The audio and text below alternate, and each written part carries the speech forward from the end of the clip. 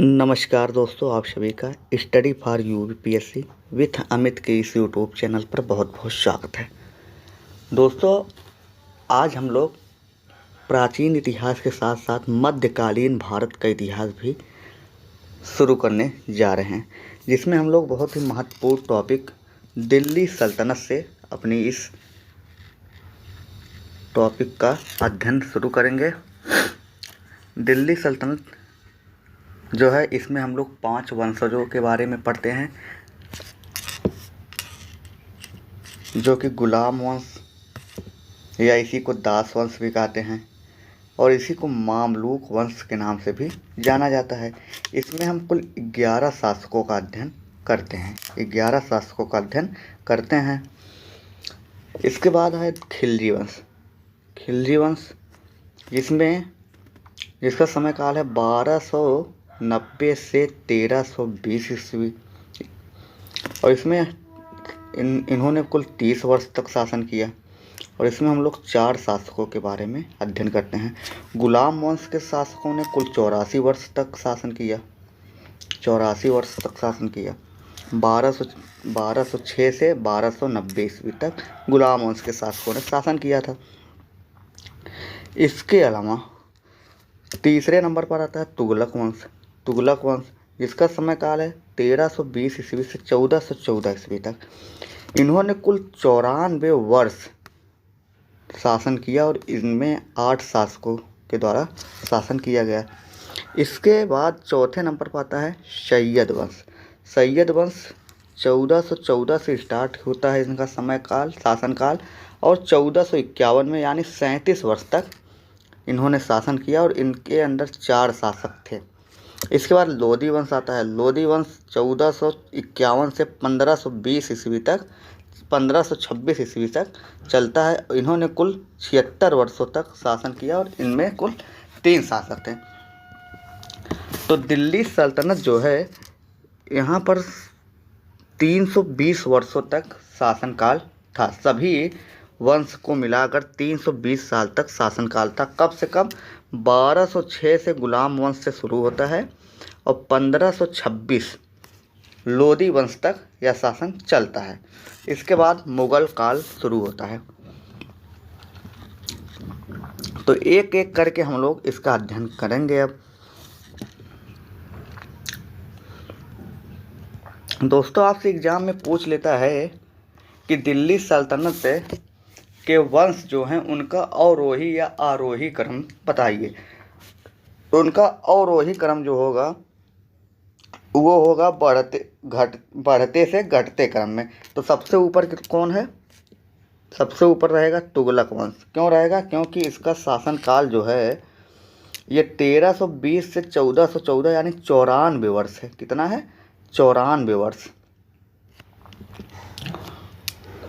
94 वर्ष इन्होंने शासन किया। तो सबसे पहले ये रहेगा। फिर उसके नीचे आएगा गुलाम वंश। गुलाम वंश क्योंकि इन्होंने 84 वर्ष शासन किया। फिर लोधी वंश, फिर सैयद वंश। सबसे कम शासन 30 वर्ष का किया किसने? खिलजी वंश ने। तो सबसे पहले अवरोही क्रम, यहाँ पर क्या लिखा है? अवरोही। अवरोही मतलब बढ़ते से घटते क्रम में। तो सबसे पहले हो जाएगा तुगलक वंश, दूसरे नंबर पर आएगा गुलाम वंश, तीसरे नंबर पर आएगा लोधी वंश, चौथे नंबर पर आएगा सैयद वंश और 5वें यानी सबसे कम शासनकाल जिसने किया है खिलजी वंश आएगा। अब यही प्रश्न आ जाएगा आरोही क्रम। आरोही क्रम यानी घटते से बढ़ते क्रम में। तो सबसे पहले खिलजी वंश 30 वर्ष, इसके बाद सैयद वंश 37 वर्ष, इसके बाद लोधी वंश 76 वर्ष, इसके बाद गुलाम वंश 84 वर्ष और सबसे ज़्यादा तुगलक वंश 94 वर्ष। तो ये हमारा हो गया आरोही क्रम। तो आशा करते हैं आपको ये बातें समझ में आई हो। तो चलिए अब इसके आगे हम लोग पढ़ते हैं गुलाम वंश। गुलाम वंश। गुलाम वंश का शासनकाल जो था 1206 से 1290 यानी 84 वर्ष का था। 84 वर्ष का था। गुलाम वंश को गुलाम वंश इसलिए कहा गया क्योंकि इस वंश के शासक जो होते थे वो स्वतंत्र माता पिता से उत्पन्न होते थे। इसीलिए इनको दास या गुलाम कहा जाता था।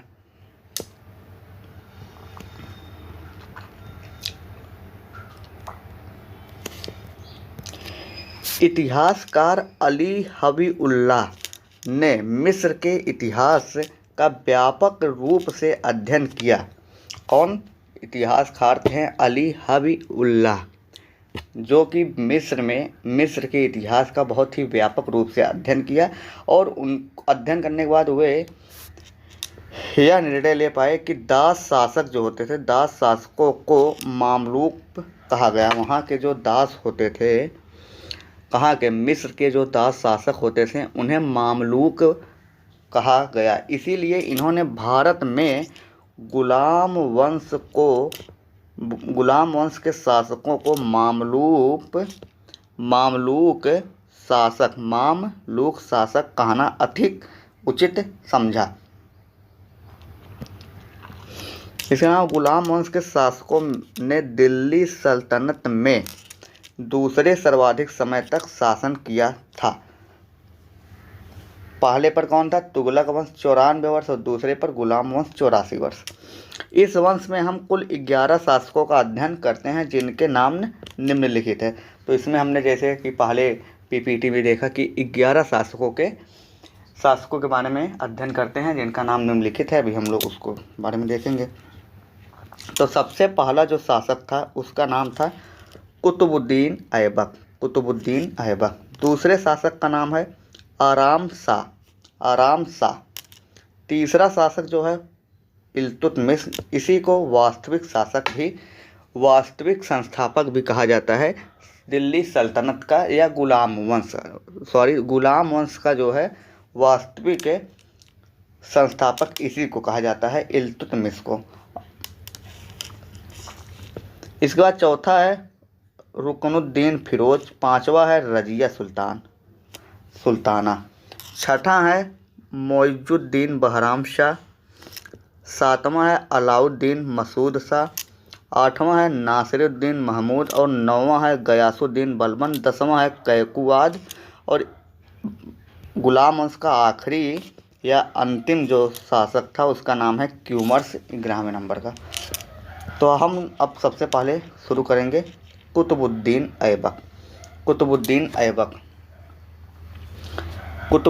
ऐबक का शासनकाल जो था 1206 से 1210, यानी कुल 4 वर्षों, लगभग 4 वर्ष का था, 1206 से 1210। कुतुबुद्दीन ऐबक का शाब्दिक अर्थ है चंद्रमा का देवता होता है। तो आपसे ये एग्जाम में पूछता है कि कुतुबुद्दीन ऐबक का अर्थ क्या है, तो क्या आप लोग बताएंगे कि चंद्रमा का देवता ही कुतुबुद्दीन ऐबक को कहा जाता है।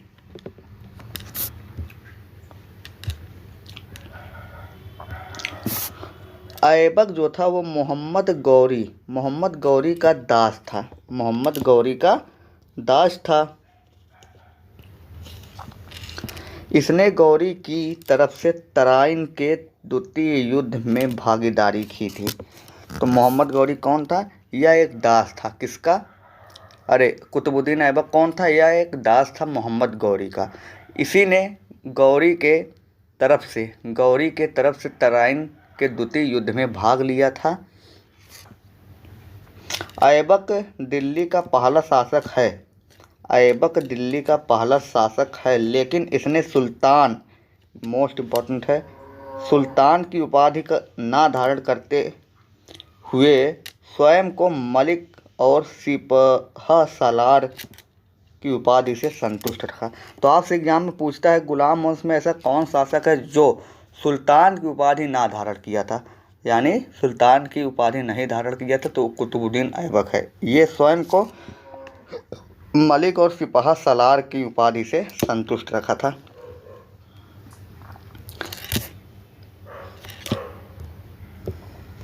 ऐबक को पील बख्श कहा गया क्योंकि यह हाथियों की सवारी आसानी से कर लेता था। तो ऐबक को पील बख्श क्यों कहा गया? क्योंकि यह हाथियों का जो है सवारी बड़े ही आसानी से कर लेता था। यहाँ पर हाथियों की सवारी का मतलब है कि जैसे कोई पागल हाथी भी हो तो वह, यानी ऐबक जो था वो उसे अपने नियंत्रण में करके उसकी सवारी करता था। इसके अलावा ऐबक को कुरान ख्वां कहा गया क्योंकि यह कुरान को सुरीली या मधुर आवाज़ में गाता था। कुरान खां क्यों कहा गया? कुरान खां क्यों कहा गया ऐबक को? क्योंकि यह कुरान जो कि इस्लाम धर्म की एक बहुत ही पवित्र पुस्तक है, उसकी जो आवाज़ है मधुर आवाज़ में उसको गाता था। इसी को लाख बख्श भी कहा गया। ऐबक को ही लाख बख्श भी कहा गया क्योंकि यह वहाँ की जनताओं में लाखों का दान करता था, लाखों का दान करता था। इसके अलावा है ऐबक ने हातिम सेकंड यानी हातिम द्वितीय नामक धार्मिक पदवी भी ग्रहण की थी। धार्मिक पदवी भी ग्रहण करता था क्या? हातिम द्वितीय या हातिम सेकंड। ऐबक ने दिल्ली को नहीं बल्कि लाहौर को अपनी राजधानी बनाया था। तो आपसे एग्जाम में पूछता है कौन सा शासक है जो दिल्ली को राजधानी ना बनाकर लाहौर बनाया था, तो ये हो जाएंगे कुतुबुद्दीन ऐबक। राजधानी बनाकर शासन शुरू किया था। क्योंकि ऐसा उसने क्यों किया? क्योंकि यह दिल्ली को सिंध और गजनी के शासक से सुरक्षित रखना चाहता था।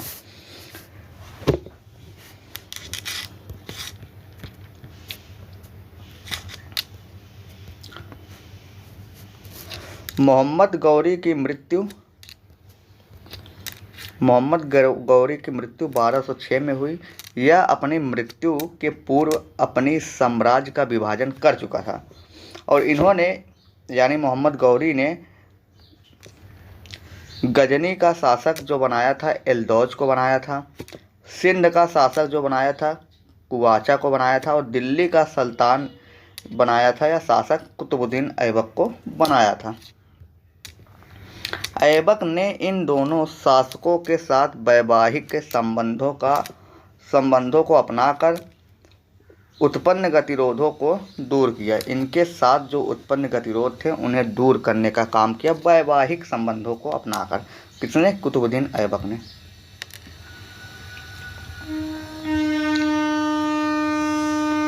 इसके अलावा ऐबक के स्थापत्य संबंधित कार्य। ऐबक ने दिल्ली के मेहरौली में 1199 में सूफी संत ख्वाजा बख्तियार काकी के याद में कुतुब मीनार का निर्माण कार्य प्रारंभ करवाया था। लेकिन जब 1210 में पोलो खेलते समय ऐबक की मृत्यु हो गई घोड़े से गिरकर, तब इसके निर्माण कार्य को इल्तुतमिश ने पूरा करवाया था। किसने? इल्तुतमिश ने पूरा करवाया था। इसके पहले और दूसरे तल का निर्माण किसने करवाया था? ऐबक ने। तीसरे और चौथे तल का निर्माण इल्तुतमिश ने करवाया था और चौथे तल का पुनर्निर्माण और पांचवें तल का निर्माण फिरोज तुगलक ने करवाया था। तो कौन कौन? पहले और दूसरे तल का निर्माण ऐबक ने करवाया था। किसका? कुतुब मीनार का। तीसरे और चौथे तल का निर्माण इल्तुतमिश ने करवाया। चौथे तल का पुनर्निर्माण जो है पुनः यानी निर्माण करवाया कौन? फिरोज तुगलक। और पांचवें तल का भी निर्माण किसने करवाया? फिरोज तुगलक ने।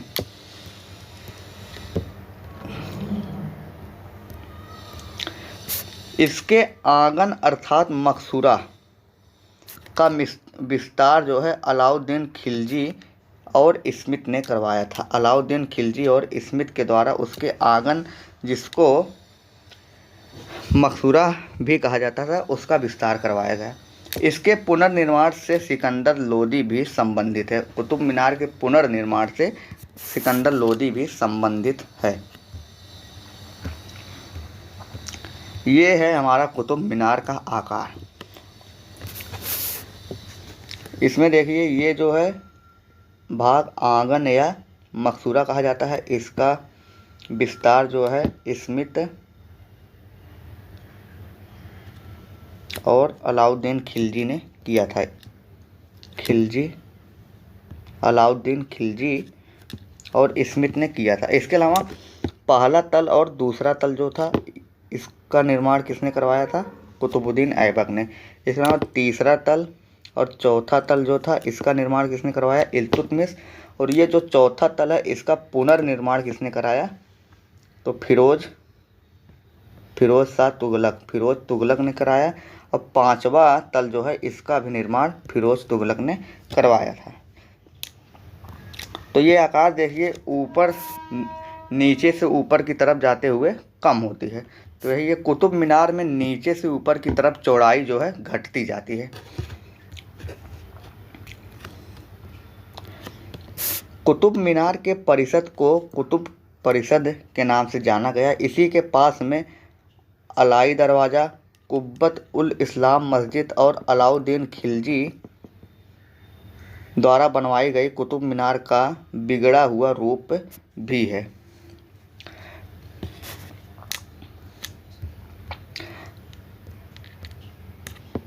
ऐबक ने दिल्ली की पहली मस्जिद कुब्बत उल इस्लाम का निर्माण करवाया था। तो ऐबक के ही द्वारा दिल्ली में प्रथम मस्जिद का निर्माण करवाया गया था जिसका नाम था कुब्बत उल इस्लाम। ऐबक ने अजमेर राजस्थान के अजमेर में 2.5 दिन का झोपड़ा भी बनवाया और इसका निर्माण 2.5 दिन में संपन्न किया। इसीलिए इसे 2.5 दिन का झोपड़ा या 2.5 दिन का झोपड़ा कहा जाता है। अब आता है गुलाम वंश का दूसरा शासक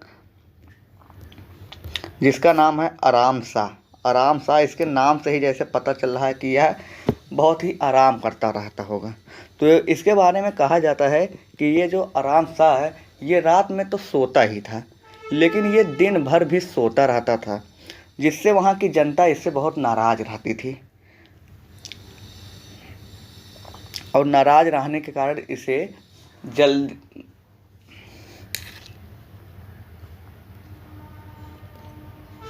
जनता इससे नाराज़ रहती थी और इससे खुश नहीं रहती थी। तो देखिए इसके बारे में पढ़ते हैं। ऐबक के बाद गुलाम वंश का शासक आराम शाह बना था लेकिन इसको दिल्ली के समीप जूद के युद्ध में 1210 में इल्तुतमिश ने पराजित कर दिया। जूद का युद्ध होता है इसे, जूद का युद्ध किसके बीच में? आराम शाह और इल्तुतमिश। इसमें इल्तुतमिश ने इसको पराजित करके इसका वध कर दिया और ये जीत दिया और इस घटना के बाद इल्तुतमिश जो है गुलाम वंश का तीसरा शासक बन जाता है। इसके बाद इल्तुतमिश गुलाम वंश का तीसरा शासक बनता है। अब हम लोग इल्तुतमिश के बारे में अध्ययन करेंगे विस्तार पूर्वक।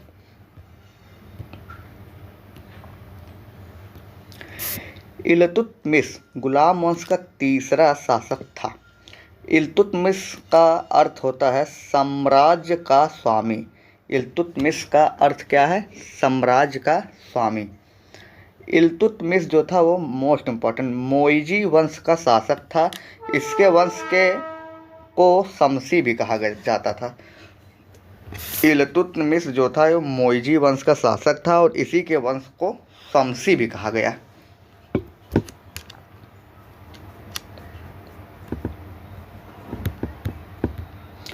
तराइन का तृतीय युद्ध 1215-16 ईस्वी में होता है। तराइन का तृतीय युद्ध 1215-16 ईस्वी में होता है इल्तुतमिश के समय में ही।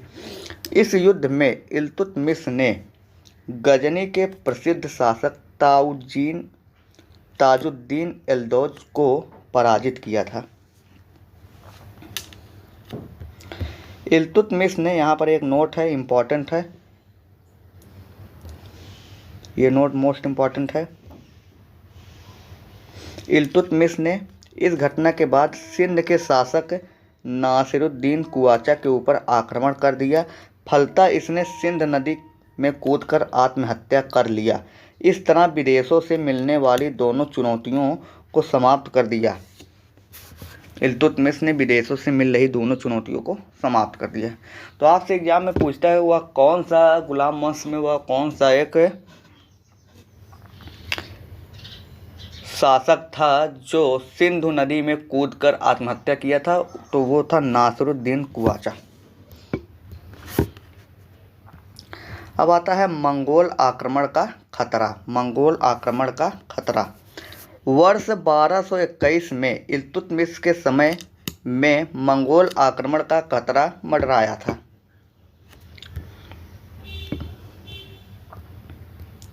इस समय मंगोलिया में चंगेज खां का उद्भव एक साम्राज्यवादी शासक के रूप में हुआ था।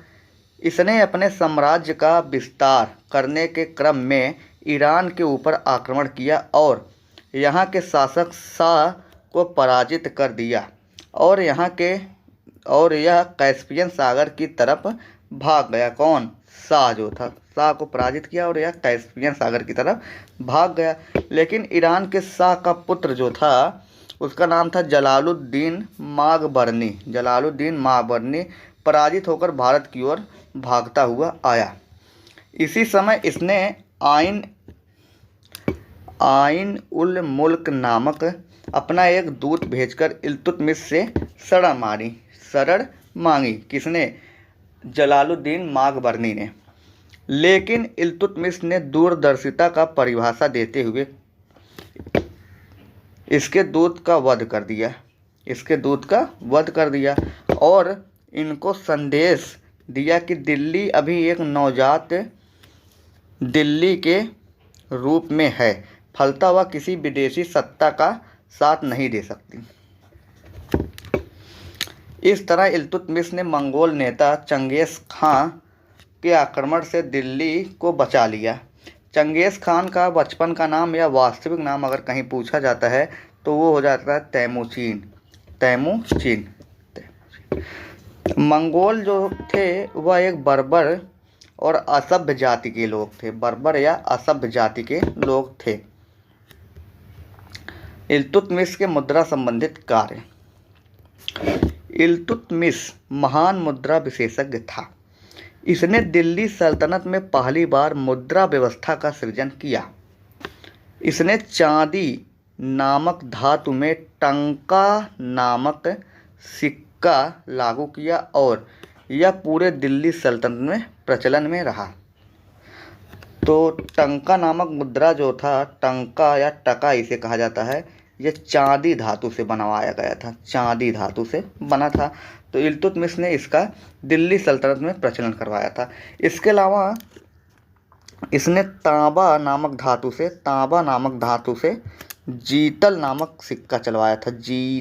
जीतल नामक सिक्का का प्रचलन करवाया था। इल्तुतमिश की इक्ता व्यवस्था जो है अरबी भाषा का शब्द है। ये एग्जाम में पूछता कि इक्ता जो है ये कैसी भाषा है, किस लैंग्वेज की है। तो इक्ता जो है यह अरबी भाषा है जिसका अर्थ भूमि होता है। इक्ता का अर्थ क्या होता है? भूमि। इल्तुतमिश ने अपनी प्रशासनिक व्यवस्था को सुव्यवस्थित करने के लिए अपने साम्राज्य को इक्ता अर्थात प्रांतों में बांटा था। तो इल्तुतमिश जो है वो अपने प्रशासनिक व्यवस्था को अच्छे ढंग से या सुचारू रूप से चलाने के लिए अपने साम्राज्य को इक्ता यानी कि प्रांतों में बांटा था। इसके समय यानी इल्तुतमिश के समय में बड़ी एवं छोटी दोनों प्रकार की इक्ताएँ थी और इनका मुखिया जो होता था मुख्यतः उसे मुक्ता कहा जाता था। तो इक्ताएँ जो होती थी उनकी मुखिया जो होते थे उनको क्या कहते थे? मुक्ता। इल्तुतमिश के समय में दास व्यवस्था चालू हुआ। तो दास व्यवस्था का क्या कहानी है हम लोग देखते हैं। दास व्यवस्था। इल्तुतमिश स्वयं एक दास था। यह बचपन में अपने माता पिता से स्वतंत्र हो गया था। इसके स्वामी ने इसे मध्य एशिया के प्रसिद्ध दास बाजार नैसापुर में बेचने का प्रयास किया, लेकिन वहाँ पर इसके दाम में उछाल होने के कारण जब नैसापुर में इसके स्वामी ने इसे बेचने की कोशिश की तो वहाँ पर ये बहुत ही सुंदर और बहुत ही गुणवान देखने में लगता था। तो इसकी जो प्राइस थी, खरीदने की जो कीमत थी वह बहुत तेज़ी से उछाल मारा, यानी बोली जो होती थी बहुत ही ज़्यादा लगने लगी। तो वहाँ पर इसके स्वामी ने नहीं बेचा। इसके बाद उसके स्वामी दिल्ली के दास बाज़ार में मोहम्मद गौरी के दास ऐबक को बेच दिया। किसको बेच दिया? मोहम्मद गौरी के दास कुतुबुद्दीन ऐबक को बेच दिया। इसीलिए इल्तुतमिश को दासों का दास कहा गया। यह सुल्तान बनने के पूर्व उत्तर प्रदेश के बदायूं का इक़्तादार था। इक़्तादार को प्रांतपति या गवर्नर भी कहा जाता था। इल्तुतमिश ने अपने समय काल में दासों के हितों की रक्षा के लिए 40 गुलाम दासों का एक दल बनाया, जिसे गुलाम ए चालीसा या तुर्कान ए चहलगानी कहा गया। तुर्कान ए चहलगानी कहा गया। खिलियत की प्राप्ति। खिलियत की प्राप्ति। इल्तुतमिश दिल्ली सल्तनत का पहला वैध सुल्तान था। पहला वैध सुल्तान था। इल्तुतमिश को खिलियत अर्थात वैधता की प्राप्ति बगदाद के खलीफा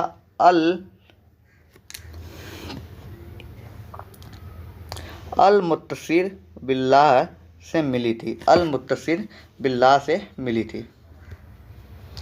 1229 ईस्वी में इसे इस्लाम के राजधानी से सम्मान सूचक उपाधि, वस्त्र और अनेक प्रकार के उपहार दिल्ली भेजे गए थे।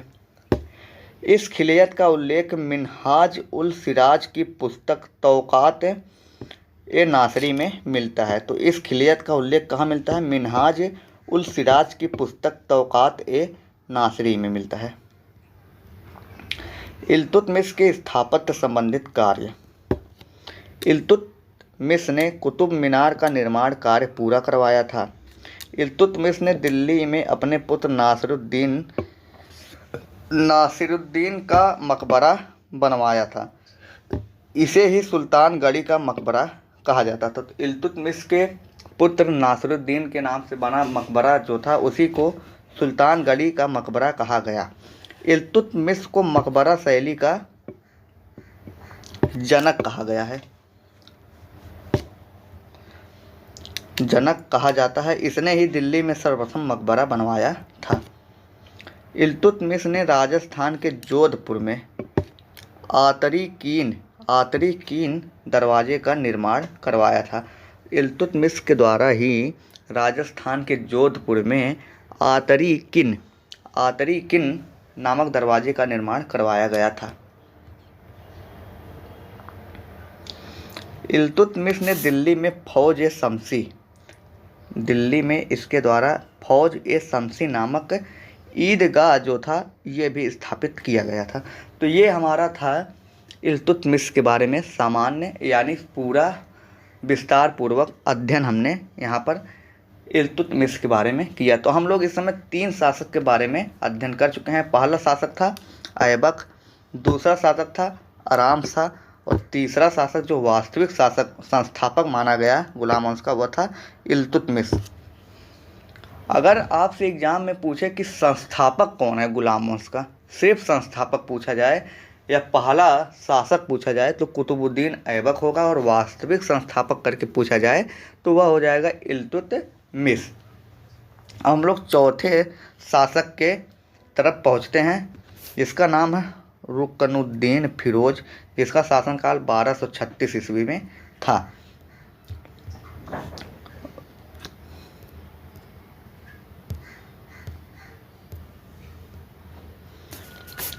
रुकनुद्दीन फिरोज इल्तुतमिश के बाद यह शासक बना था। इसकी माता का नाम शाह तुर्कान था। यह एक महत्वाकांक्षी महिला थी और हाथी पर चढ़कर बड़े बड़े दान किया करती थी। इससे राज्य का व्यय जो था, खर्चा बढ़ता चला गया। दूसरी तरफ जनता के ऊपर करारोपण की दर भी बढ़ा दी थी। इससे भी जनता परेशान होने लगी। इसी समय शुक्रवार के दिन नमाज के समय, इस्लाम धर्म में शुक्रवार को जरूर नमाज पढ़ा जाता है, तो यही बात यहाँ पर लिखा है कि इसी समय शुक्रवार के दिन नमाज के समय रजिया ने लाल वस्त्र पहनकर दिल्ली की जनता के सामने आ गई। फलतः दिल्ली की जनता ने ही रजिया को शासिका के रूप में स्वीकार किया था। तो इसके बाद अब रज़िया सुल्तान आती है हम लोग को, जो कि हम लोग अगले वीडियो में यहाँ से पढ़ेंगे। रज़िया सुल्तान से हम लोग अगले वीडियो में अध्ययन करेंगे, क्योंकि वीडियो ज़्यादा लंबा हो गया है, आधा घंटा से ऊपर हम लोग इस वीडियो में पढ़ चुके हैं। तो कल की वीडियो में हम लोग रज़िया सुल्तान को पढ़ते हुए गुलाम वंश का अंत करेंगे। तो आशा करते हैं आपको वीडियो अच्छी लगी होगी, और वीडियो अच्छी लगी है तो अपने दोस्तों में शेयर करें, वीडियो को लाइक करें, कमेंट करें, और चैनल पर नए हों तो चैनल को सब्सक्राइब करें और बेल आइकन ज़रूर क्लिक करें, क्योंकि आपके पास यह वीडियो तुरंत पहुंच जाए। तो चलिए, धन्यवाद, मिलते हैं अगले वीडियो में।